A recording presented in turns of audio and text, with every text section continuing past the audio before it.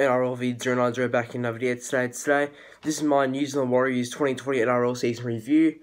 I hope you're enjoying these season reviews. This is my 8th one right now, and my second review today. Early on, I did my Melbourne Storm review. So, in case you haven't seen that, I suggest you go and check it out. It was only made like a couple of hours ago, so yeah, greatly appreciate it if you can watch that and the other 7.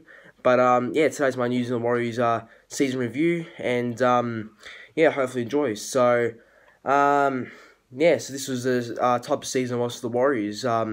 Obviously, you know, the first 2 rounds of the season for the Warriors, they lost both of them. They lost in round 1 to the Knights, 20 points to 0, and I was a bit disappointed in that performance. It was a wet game too, and they just could not hold the ball, and neither could Knights in that game. Knights couldn't hang on to the ball either, but the Warriors were a bit disappointing that first match of the season, 2020. Then in round 2, they were supposed to play the Raiders at Eden Park in New Zealand, but because of COVID, that kind of stopped that from happening, from the game being played in Eden Park in New Zealand, and the game got relocated instead to Seabus Super Stadium in the Gold Coast. That's where the Warriors kind of based for a little bit, and they lost that game as well, 20 points to 6 to the Raiders, and then COVID lockdown hit, and the Warriors had to relocate officially to where was it? It was in I think it was in Terrigal in the Central Coast. That's where they kind of located at, where they're based.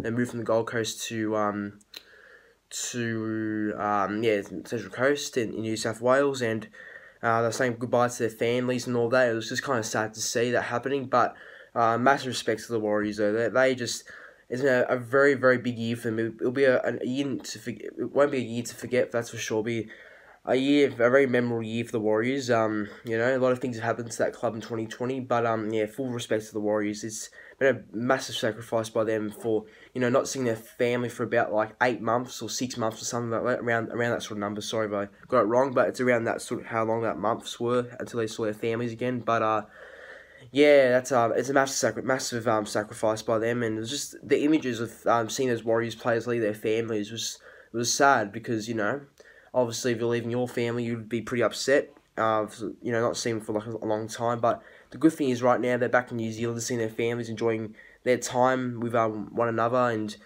yeah, it was tough for the Warriors, but you know what? Despite all that, they had a very good season though, and yeah, like what I was saying before about them coming out of the COVID lockdown to the new competition back in round 3, they played the Dragons, and they won 18 points to 0, and that was a very impressive win by the Warriors over the Dragons. They were like very good that day.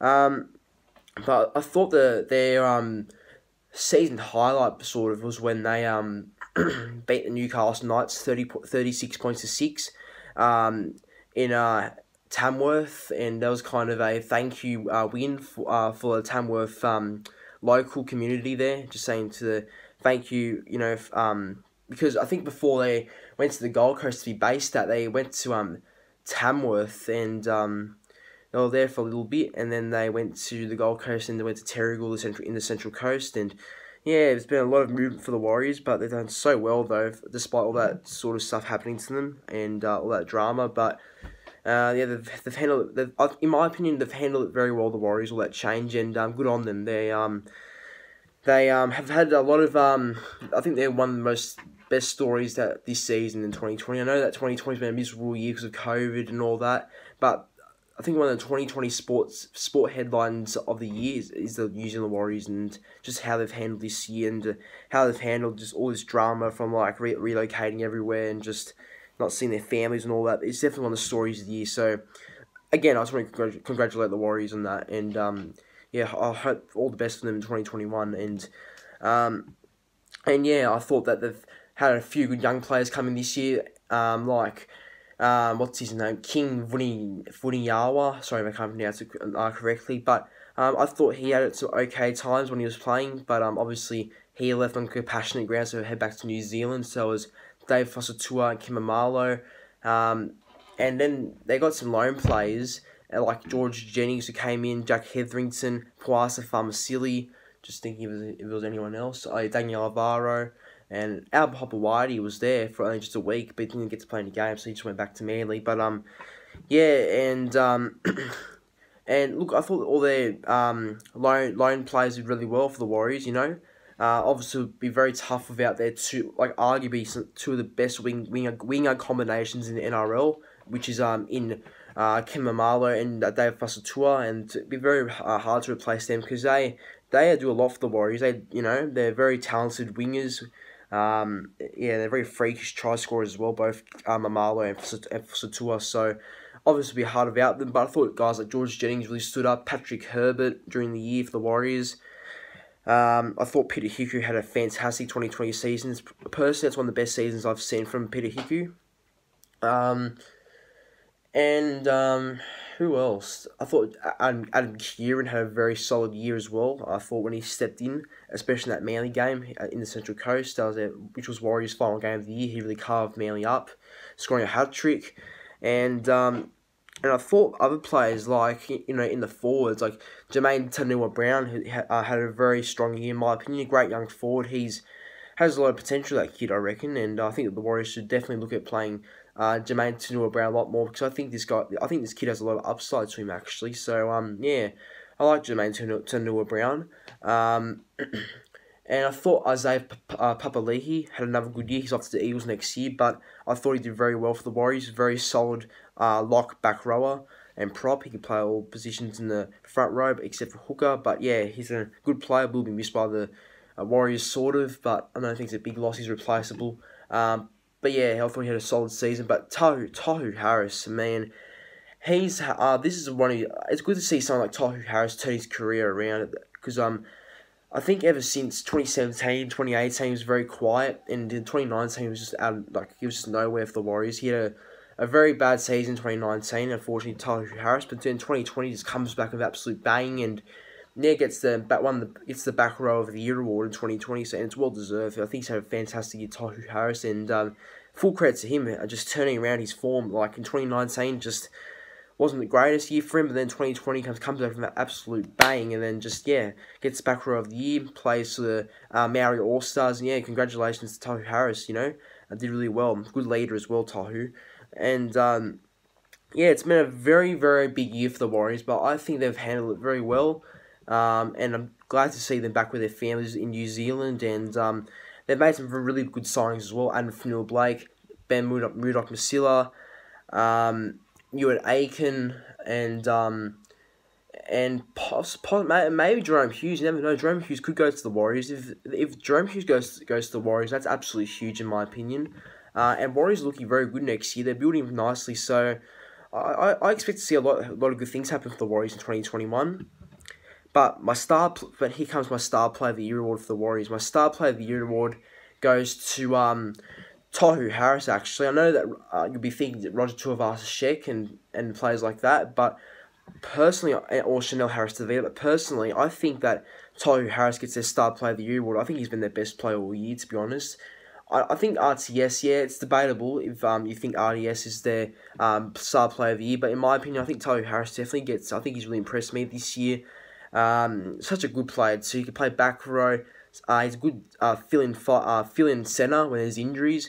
And back in the Melbourne Storm, he actually played a bit of 5'8", which would be interesting, which I've never seen before. But yeah, I thought Tohu Harris is a very good player. Good to see him some good form, and yeah, definitely gets my Star Player of the Year award in my opinion. But it's debatable, that one. But I think it definitely deserves it, big Tohu. So well done to Tohu Harris in a big year in 2020. Hopefully he goes another step better in 2021. That's for sure. My worst player.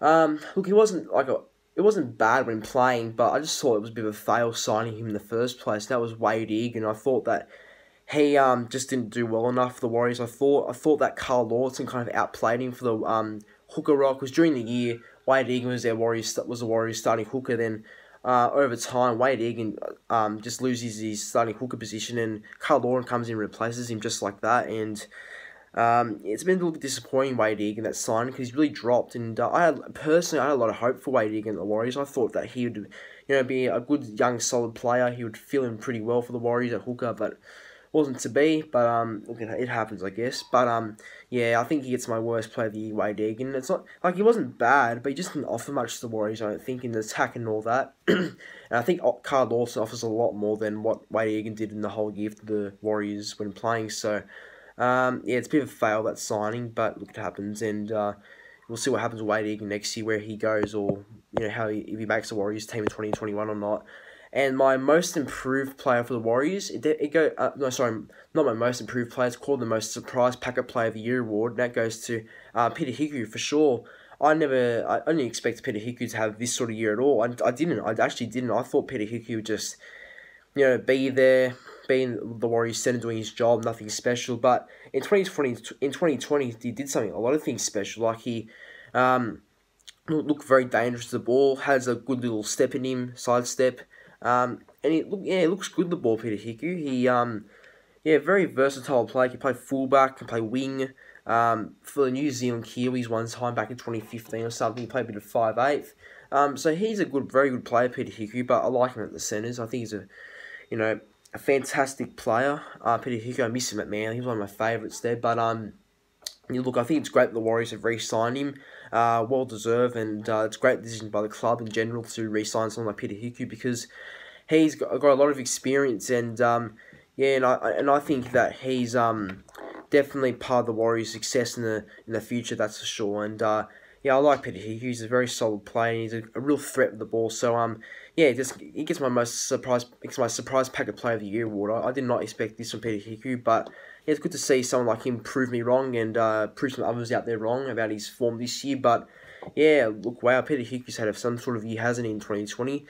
My crystal ball for the Warriors in 2021 is that they will definitely contest for the top 8. I got a feeling they will make the top 8, the Warriors, actually, but this can all change in the preseason, like maybe in December. Well, I mean, December's when I will be doing my ladder predictions. Late December, early January is when I'll be doing my ladder predictions, in case you don't know yet. But yeah, I think that the Warriors are definitely going to come close to making the top 8, and I think they can definitely make it. I think it's just a matter of how Carl Lawton's progression goes as a hooker, and I think the hooker position needs to be looked at a little bit, but I think Carl Lawton definitely showed some great form at the end of the 2020 season, and I think that he's I think he's going to have a good year in 2021 if he keeps being given the opportunity at hooker over Wade Egan, I think. But yeah, look, I think that the Warriors are going to make the 8, in my opinion, but this can all change, like I said before.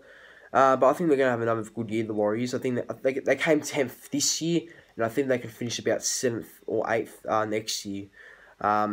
So far, that's what I think. But I think Warriors are going to have a very good year in 2021 with a lot of good signs like a Fanua Blake, etc. Murdoch Masila and that. And Aiken, possibly Hughes, you never know.